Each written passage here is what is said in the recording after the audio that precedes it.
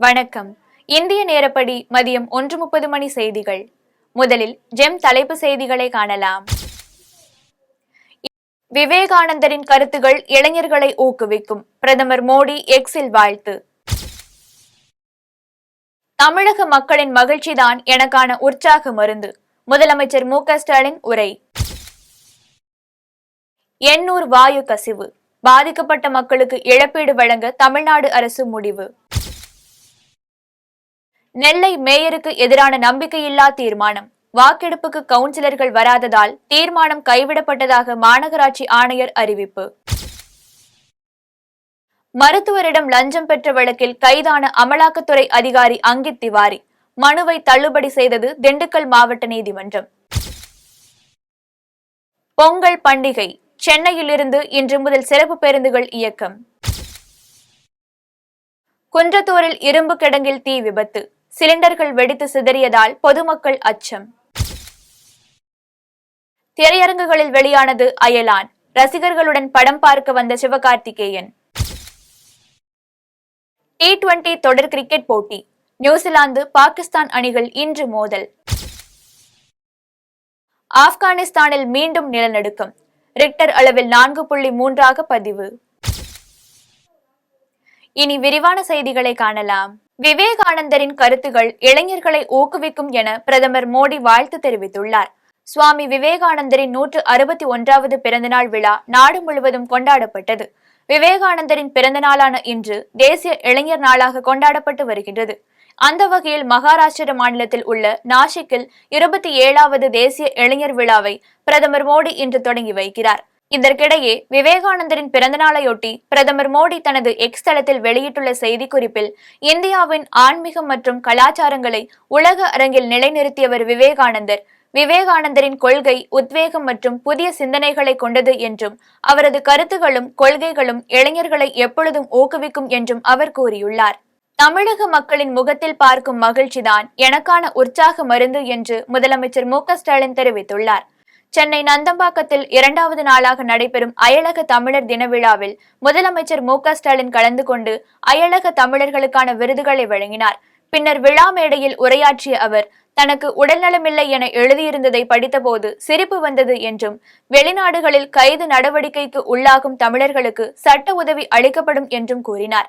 மேலும் தேர்தல் அறிக்கையில் கூறியபடி அயலக தமிழர்களுக்காக தனித்துறை அமைக்கப்பட்டுள்ளது என்றும் மக்களுக்காக என் சக்தியை மீறியும் உழைப்பவன் நான் என்று பெருமிதம் கொண்டார்.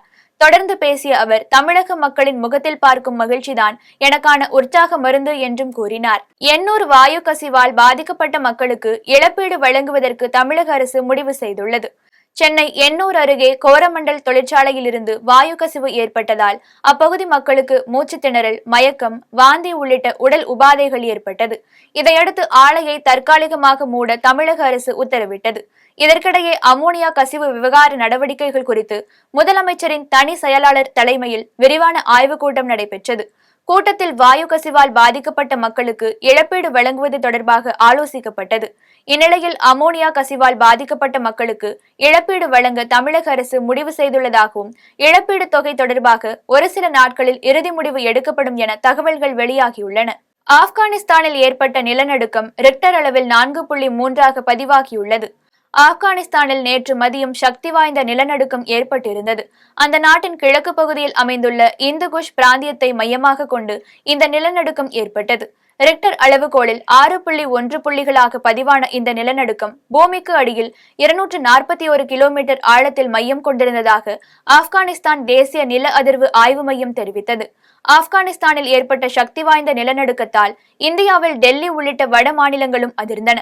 குறிப்பாக தலைநகர் டெல்லியில் நிலநடுக்கத்தின் தாக்கம் கடுமையாக உணரப்பட்டது.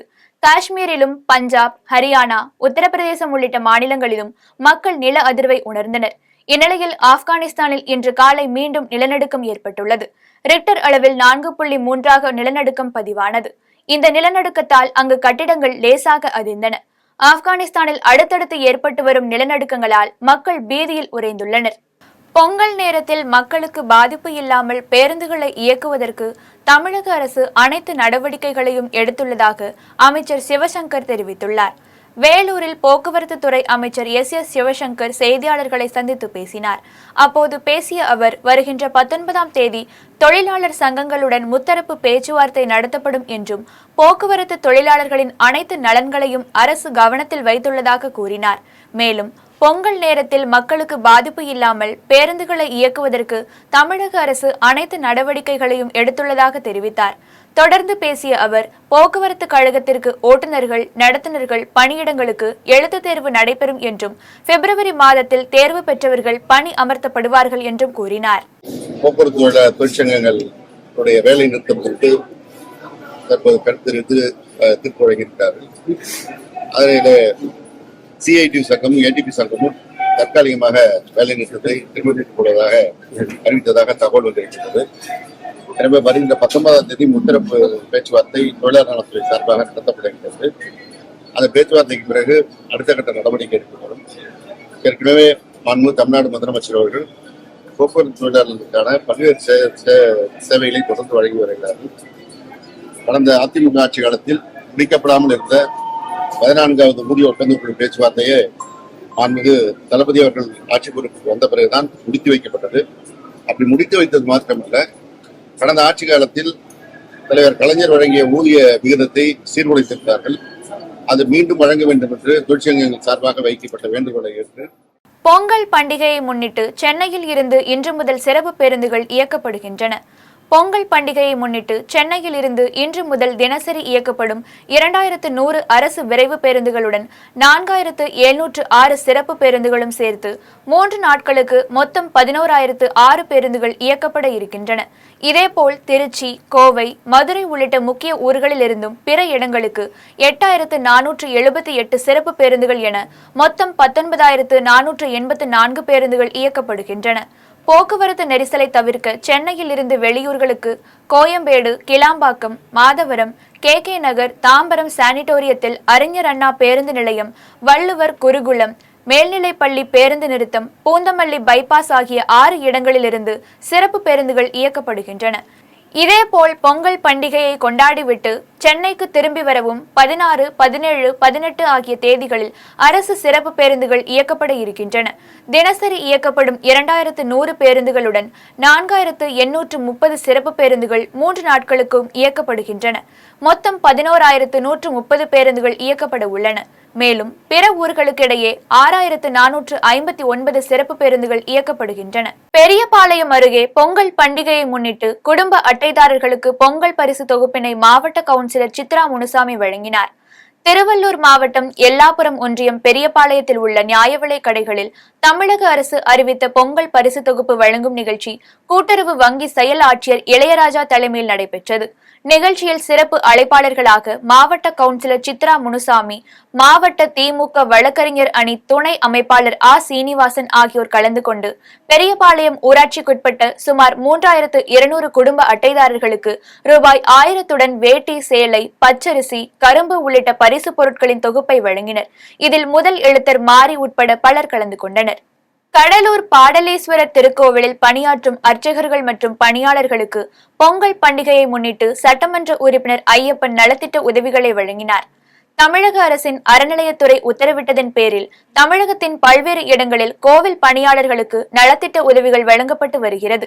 அதன் ஒரு பகுதியாக கடலூரில் பிரசித்தி பெற்ற பாடலேஸ்வரர் திருக்கோவிலில் பணியாற்றும் அர்ச்சகர்கள், பணியாளர்கள் என 27 பேருக்கு நலத்திட்ட உதவிகள் வழங்கும் நிகழ்ச்சி கோவில் வளாகத்தில் நடைபெற்றது. நிகழ்ச்சிக்கு கோவில் செயல் அலுவலர் சிவகுமார் தலைமை தாங்கினார். நிகழ்ச்சியில் சிறப்பு அழைப்பாளர்களாக சட்டமன்ற உறுப்பினர் ஐயப்பன், மேயர் சுந்தரி ராஜா ஆகியோர் கலந்து கொண்டு கோவில் பணியாளர்கள் 27 பேருக்கு தலா 500 ரூபாயுடன் புத்தாடை உள்ளிட்ட நலத்திட்ட உதவிகளை வழங்கினர். இதில் சட்டமன்ற உறுப்பினர் ஐயப்பன் தனது சொந்த செலவில் ரொக்க பணத்துடன் நலத்திட்ட உதவிகளை வழங்கினார்.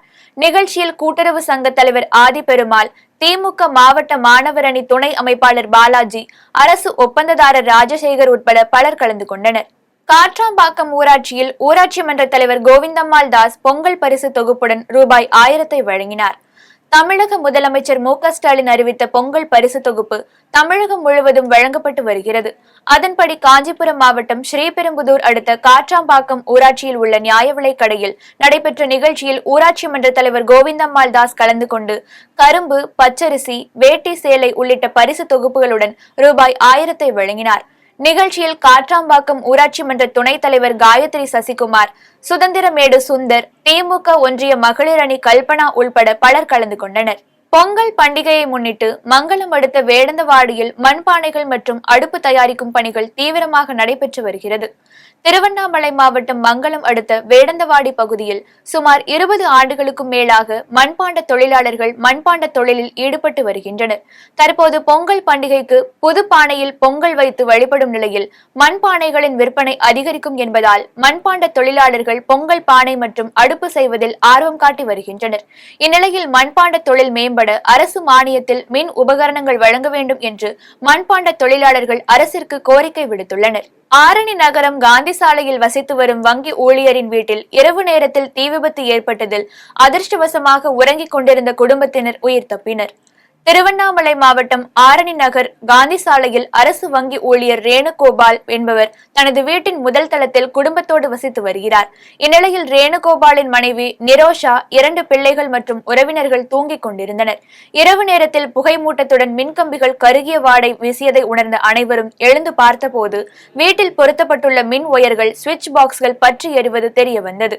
இதனையடுத்து உடனடியாக தீயணைப்பு நிலையத்திற்கு ரேணுகோபால் அளித்த தகவலின் பேரில் விரைந்து வந்த தீயணைப்பு வீரர்கள் தண்ணீரை பீச்சி அடித்து தீயை அணைத்தனர்.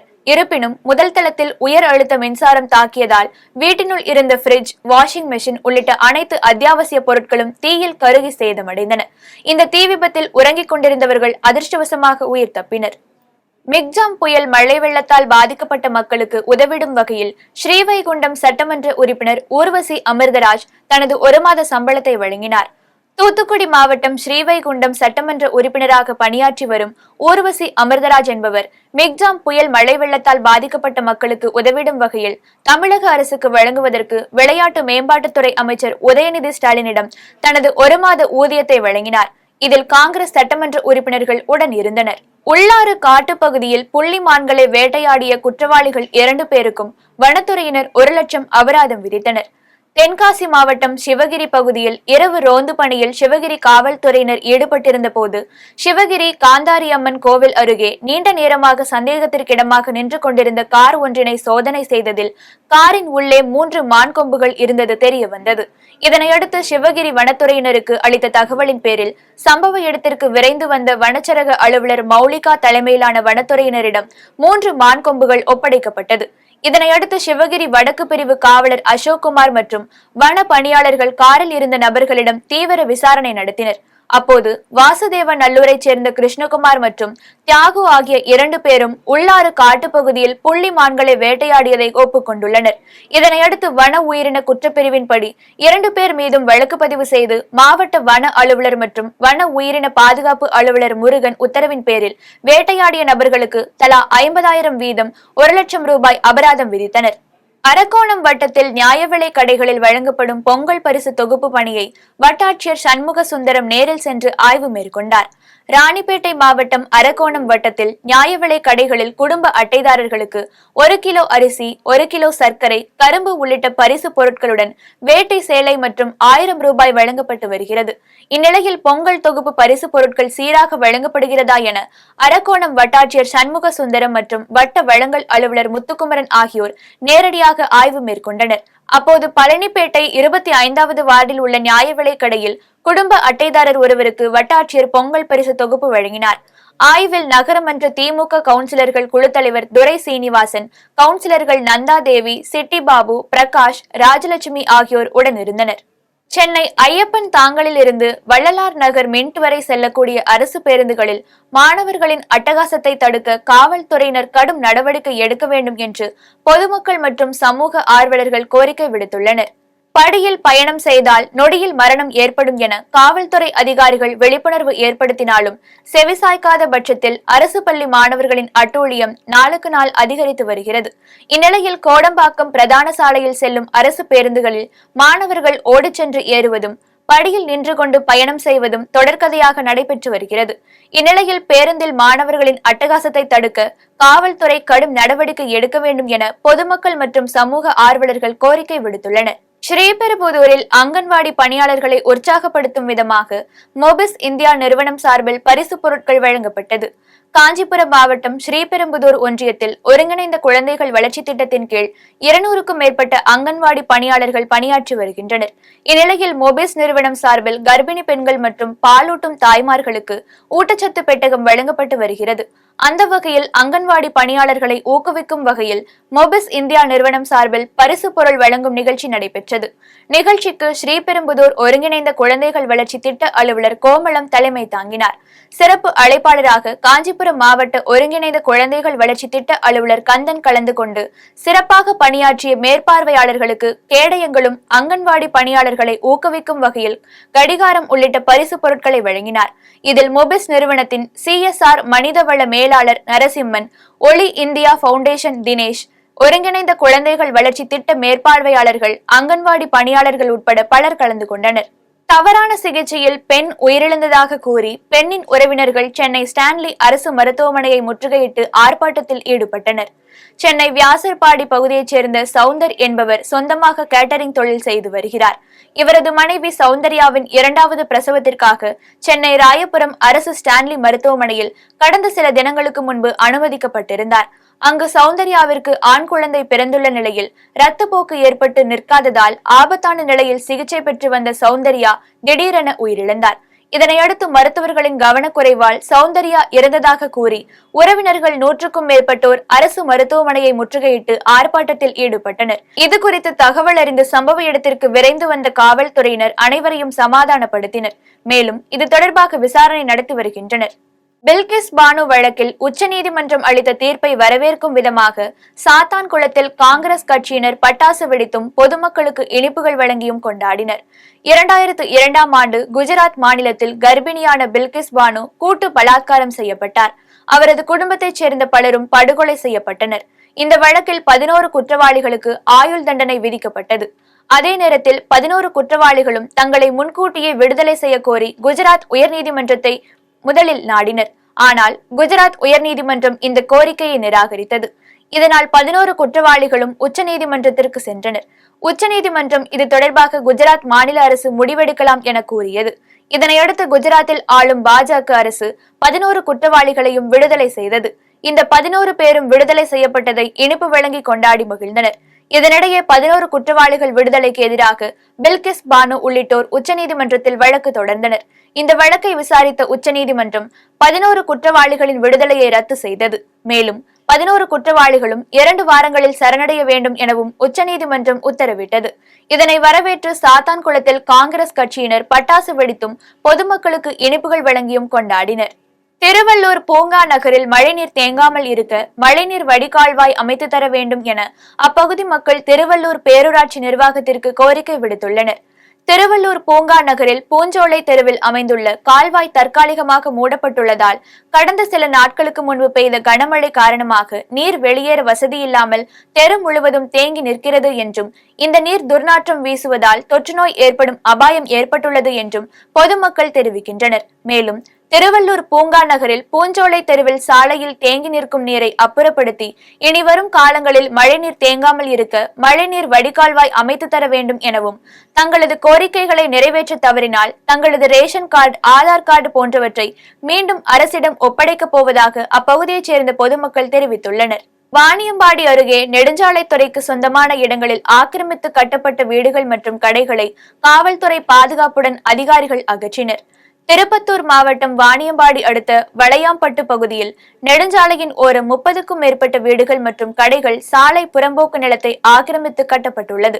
இந்த ஆக்கிரமிப்புகளால் போக்குவரத்திற்கு இடையூறு ஏற்படுவதாக அப்பகுதி மக்கள் அனைத்து துறை அதிகாரிகளுக்கும் கடந்த 2020ஆம் ஆண்டு கோரிக்கை மனு அளித்திருந்தனர். இந்த புகார் மனுவின் மீது நடவடிக்கை எடுக்கும் விதமாக நெடுஞ்சாலைத்துறை சார்பில் ஆக்கிரமித்து கட்டப்பட்டுள்ள வீடுகள் மற்றும் கடைகளின் உரிமையாளர்களுக்கு ஆக்கிரமிப்பு அகற்றுவதற்கான நோட்டீஸ் 3 முறை வழங்கப்பட்டிருந்தது. இந்நிலையில் வாணியம்பாடி செல்லும் சாலையில் பொதுமக்கள் அமர்ந்து ஆக்கிரமிப்பை உடனே அகற்ற வேண்டும் என கூறி போராட்டத்தில் ஈடுபட்டனர். இதனையடுத்து காவல்துறையினர் பொதுமக்களிடம் பேச்சுவார்த்தை நடத்தியதை அடுத்து துறை சார்ந்த அதிகாரிகள் ஆக்கிரமிப்புகளை அகற்றும் பணியை தொடங்கினர். மாமல்லபுரம் அடுத்த பையனூர் அறுபடை வீடு கல்லூரியில் சமத்துவ பொங்கல் விழா சிறப்பாக கொண்டாடப்பட்டது. செங்கல்பட்டு மாவட்டம் மாமல்லபுரம் அடுத்த பையனூரில் செயல்பட்டு வரும் அறுபடை வீடு தொழில்நுட்ப கல்லூரியில் சமத்துவ பொங்கல் விழா சிறப்பாக கொண்டாடப்பட்டது. தமிழர்களின் பாரம்பரியத்தை போற்றும் வகையில் மாணவ மாணவிகளும் ஆசிரியர்களும் வேட்டி சேலை அணிந்து வந்து செங்கரும்பு வைத்து புதுப்பானையில் பொங்கலிட்டு படையலிட்டு வழிபட்டனர். அதனையடுத்து ஒருவருக்கொருவர் பொங்கல் வாழ்த்துக்களை தெரிவித்துக் கொண்டனர். இதனைத் தொடர்ந்து மாணவர்களின் கரகாட்டம், மயிலாட்டம், தப்பாட்டம், சிலம்பாட்டம், பொய்க்கால் குதிரை ஆட்டம் போன்ற பல்வேறு விதமான கலை நிகழ்ச்சிகளும், அதனை அடுத்து உரியடித்தல், கோலம் போடுதல், கயிறு இழுத்தல், பூக்கட்டுதல் போன்ற போட்டிகளும் நடைபெற்றது. அப்போது தப்பாட்டத்திற்கு மாணவ மாணவிகள் நடனமாடி மகிழ்ந்தனர். விழாவில் கல்லூரி முதல்வர் செல்வகுமார், துணை முதல்வர் சங்கீதா மற்றும் பேராசிரியர்கள், மாணவர்கள், ஊழியர்கள் என ஏராளமானோர் கலந்து கொண்டனர். பொள்ளாச்சி சார் ஆட்சியர் அலுவலகத்தில் சமத்துவ பொங்கல் விழா சிறப்பாக கொண்டாடப்பட்டது. தமிழர் திருநாளான பொங்கல் பண்டிகையை முன்னிட்டு தமிழகம் முழுவதும் பள்ளி, கல்லூரிகள் மற்றும் அரசு அலுவலகங்களில் சமத்துவ பொங்கல் விழா கொண்டாடப்பட்டு வருகிறது. அதன் ஒரு பகுதியாக பொள்ளாச்சி சார் ஆட்சியர் அலுவலகத்தில் சார் ஆட்சியர் கேத்தரின் சரண்யா தலைமையில் சக அரசு ஊழியர்களுடன் புதுப்பானையில் சமத்துவ பொங்கல் வைத்து கொண்டாடப்பட்டது. விழாவில் அனைவரும் பாரம்பரிய உடைகளான பட்டு வேட்டி சேலைகள் அணிந்து பொங்கல் விழாவை கொண்டாடினர். கோவிலம்பாக்கம் அருகே பொங்கல் பண்டிகையை முன்னிட்டு பொதுமக்களுக்கு நலத்திட்ட உதவிகள் வழங்கும் நிகழ்ச்சி நடைபெற்றது. கோவிலம்பாக்கம் அடுத்த நன்மங்கலத்தில் சமத்துவ பொங்கல் விழா கொண்டாடப்பட்டது. விழாவானது நன்மங்கலம் ஊராட்சி மன்ற தலைவர் லயன்கிரி தலைமையில் நடைபெற்றது. பொங்கல் பண்டிகையை முன்னிட்டு பொதுமக்களுக்கு நலத்திட்ட உதவிகள் வழங்கப்பட்டன. விழாவில் வார்டு உறுப்பினர்களும் கட்சி நிர்வாகிகளும் பொதுமக்களும் கலந்து கொண்டு சமத்துவ பொங்கல் வைத்து விழாவை சிறப்பித்தனர். மதுரை காளியம்மன் கோவில் தாலியை திருடிய குற்றவாளிகளை விரைவாக கைது செய்த காவல்துறையினருக்கு பாராட்டு விழா நடைபெற்றது. திருச்சி மாவட்டம் தொட்டியம் அருள்மிகு மதுரை காளியம்மன் 15 சவரன் தாலியை திருடிய தம்பதியர்களை சிறப்பாக செயல்பட்டு குற்றவாளிகளை விரைவாக கைது செய்த முசிறி காவல்துறை துணை கண்காணிப்பாளர் யாஸ்மின் மற்றும் தொட்டியம் காவல் நிலைய ஆய்வாளர் முத்தையன் மற்றும் காவலருக்கு பாராட்டு விழா நடைபெற்றது. விழாவானது தொட்டியம் தனியார் திருமண மண்டபத்தில் சட்டமன்ற உறுப்பினர் காடுவெட்டி தியாகராஜன் தலைமையில் நடைபெற்றது. இதில் சிறப்பாக செயல்பட்ட காவல்துறை அதிகாரிகளை பாராட்டி பொன்னாடை போர்த்தி கேடயம் வழங்கப்பட்டது. நிகழ்ச்சியில் தொட்டியம் பகுதி வணிகர் சங்க பேரமைப்பு மற்றும் விவசாய சங்க நிர்வாகிகள் கலந்து கொண்டனர். சென்னை வேளச்சேரியில் தனியார் மருத்துவமனை சார்பில் சாலை பாதுகாப்பு குறித்த விழிப்புணர்வு நிகழ்ச்சி நடைபெற்றது. சென்னை வேளச்சேரியில் தனியார் மருத்துவமனை சார்பில் சாலை பாதுகாப்பு குறித்து பொதுமக்களிடம் விழிப்புணர்வை ஏற்படுத்தும் விதமாக 3 நாள் சாலை பாதுகாப்பு விழிப்புணர்வு நிகழ்ச்சி நடைபெறுகிறது. இதைத் தொடர்ந்து மருத்துவமனையிலிருந்து 5 கிலோமீட்டர் வாக்காத்தான் போட்டி நடைபெற்றது. போட்டியை மருத்துவமனையின் நிர்வாக இயக்குநர் டாக்டர் பிரசாந்த் கிருஷ்ணா மற்றும் தலைமை நிர்வாக அதிகாரி டாக்டர் பாஸ்கரன் ஆகியோர் கொடியசைத்து தொடங்கி வைத்தனர். இதில் சுமார் 200க்கும் மேற்பட்டோர் கலந்து கொண்டனர். திட்டக்குடி அருகே 40 ஆண்டுகளுக்கும் மேலாக குடிசை வீட்டில் வசிக்கும் பழங்குடியின மக்களுக்கு இதுவரை பட்டா வழங்கவில்லை என குற்றச்சாட்டு எழுந்துள்ளது. கடலூர் மாவட்டம் திட்டக்குடி தொகுதிக்குட்பட்ட தொழுதூர் ராமநத்தம் ஊராட்சியில் சுமார் 10க்கும் மேற்பட்ட பழங்குடியின குறவர் இன மக்கள் வசித்து வருகின்றனர். மேலும் இப்பகுதி மக்கள் 40 ஆண்டுகளுக்கும் மேலாக குடிசை வீட்டில் வாழ்ந்து வரும் நிலையில் இதுவரை தங்குவதற்கு இடம், வீடு பட்டா வழங்கவில்லை என குற்றச்சாட்டு எழுந்துள்ளது. இதுகுறித்து அப்பகுதி மக்கள் கூறுகையில், நாங்க இருக்கிற இடத்துல வந்து தண்ணி கிடையாது, கரண்ட் வசதி கிடையாது, எந்த ஒரு வசதியும் கிடையாது. எனக்கும் 30 வயசு 28 வயசு ஆயிடுச்சு. இன்னொருல நான் கரண்ட் இல்லாமயே அந்த ஊர்ல வாழ்ந்துட்டேன். இதுக்கு மேல என் பிள்ளைங்களும் அதுல வந்து வாழ முடியல. நாங்களும் பல முறை வந்து கலெக்டர்கிட்டயும் மனு கொடுத்துட்டோம். தாசில்தார் அம்மா பார்த்தாச்சு, ஆரியா அம்மா பார்த்தாச்சு. ஐயா அமைச்சரும் வந்து எங்க வீட்டை பார்த்துட்டு போயிட்டாரு. பார்த்துட்டு போயும் நாங்க தரோன்னு சொன்னாங்க. ஆனா எங்களுக்கு வந்து காந்தி நகர்ல இடம் தரோம், நாங்க போறப்பெல்லாம் சொல்லுவாங்க காந்தி நகர்ல உங்களுக்கு ரெடி ஆயிடுச்சு, இந்த அளந்து விடுறோமா, அந்த வந்துட்டாரு, சர்வர் வந்துட்டாரு, இந்த ரெடி பண்ணிக்கிட்டு இருக்கிறோம், இந்த 10 நாள் 5 நாள் இத மாதிரியே பல முறை எங்களை வந்து நாளோட நாள் தூக்கி தான் வைக்கிறாங்களோ வந்து எங்களை வந்து நல்ல வழிக்கு எடுத்துட்டு வர மாதிரி தெரியல. எங்களுக்கு வந்து குடியிருக்கிறதுக்கு இடம் வேணும். விருத்தாச்சலம் அருகே விவசாய நிலத்தை சேதப்படுத்தும் கால்நடைகளை சிறைப்பிடிக்க கோரி கோட்டாட்சியரிடம் மனு அளிக்கப்பட்டது. கடலூர் மாவட்டம் விருத்தாச்சலம் அடுத்த முதனை ஊராட்சியில் உள்ள விருதகிரிகுப்பம் கிராமத்தில் பல ஆண்டுகளாக தானிய பயிர் விவசாயம் செய்யப்பட்டு வருகிறது. இந்நிலையில் இப்பகுதியில் விளைவிக்கப்படும் உளுந்து, வேர்க்கடலை உள்ளிட்ட பயிர்களை கால்நடைகள் மேய்வது மட்டுமில்லாமல் சேதப்படுத்துவதாக விவசாயிகள் குற்றம் சாட்டியுள்ளனர். இதுகுறித்து அப்பகுதி மக்கள் மாவட்ட ஆட்சியர், வட்டாட்சியர் உள்ளிட்டோரிடம் தொடர்ந்து மனு அளித்தும் எந்த ஒரு நடவடிக்கையும் எடுக்கவில்லை என விவசாயிகள் வேதனை தெரிவித்துள்ளனர். இந்நிலையில் விவசாய நிலத்தில் மாடுகள் மேய்ந்தால் மாட்டை சிறைப்பிடித்து நடவடிக்கை எடுக்க வேண்டும் என கோட்டாட்சியரிடம் மனு அளிக்கப்பட்டுள்ளது. சிவகார்த்திகேயன் நடித்துள்ள அயலான் படம் இன்று தமிழகம் முழுவதும் திரையரங்குகளில் வெளியானது. ரவிக்குமார் இயக்கத்தில் சிவகார்த்திகேயன் நடித்துள்ள திரைப்படம் அயலான். AR ரகுமான் இசையில் ரகுல் பிரீத் சிங், யோகி பாபு, கருணாகரன் உள்ளிட்ட பலர் இப்படத்தில் முக்கிய கதாபாத்திரங்களில் நடித்துள்ளனர். இப்படத்தை 24 AM ஸ்டுடியோஸ் மற்றும் KJR ஸ்டுடியோஸ் நிறுவனம் இணைந்து தயாரித்துள்ளது. இந்த படத்தின் ட்ரெய்லர் மற்றும் பாடல்கள் வெளியாகி ரசிகர்களின் கவனத்தை ஈர்த்தன. இந்நிலையில் பொங்கலை முன்னிட்டு படம் இன்று வெளியானது. படம் வெளியானதையொட்டி தமிழகம் முழுவதும் திரையரங்குகளில் குவிந்த சிவகார்த்திகேயன் ரசிகர்கள் ஆர்வத்துடன் படத்தை கண்டு ரசித்து வருகின்றனர். இதற்கிடையில் ரசிகர்களுடன் சேர்ந்து படம் பார்ப்பதற்காக நடிகர் சிவகார்த்திகேயன் சென்னை குரோம்பேட்டையில் உள்ள வெற்றி திரையரங்கம் வந்தார். அப்போது செய்தியாளர்களை சந்தித்த அவர், இந்த படம் கண்டிப்பாக அனைவருக்கும் பிடிக்கும் என்ற நம்பிக்கை உள்ளது என்றும் திரையரங்கில் அனைவரும் சிரித்து ரசித்து பார்க்கக்கூடிய படமாக இருக்கும் என்றார். இனி வருவது விளையாட்டுச் செய்திகள்.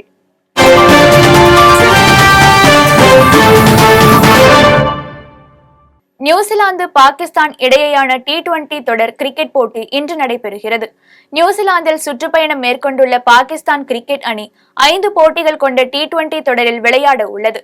அதன்படி பாகிஸ்தான், நியூசிலாந்து இடையிலான முதலாவது T20 ஆட்டம் ஆக்லாந்தில் இன்று மாலை நடைபெற உள்ளது. பாகிஸ்தான் அணியில் புதிய கேப்டன் ஷாகின் அப்ரிடியின் தலைமையில் பாகிஸ்தான் விளையாட போகும் முதல் போட்டி இது என்பது குறிப்பிடத்தக்கது. இனி வருவது பங்குச்சந்தை மற்றும் தங்கம், வெள்ளி நிலவரம்.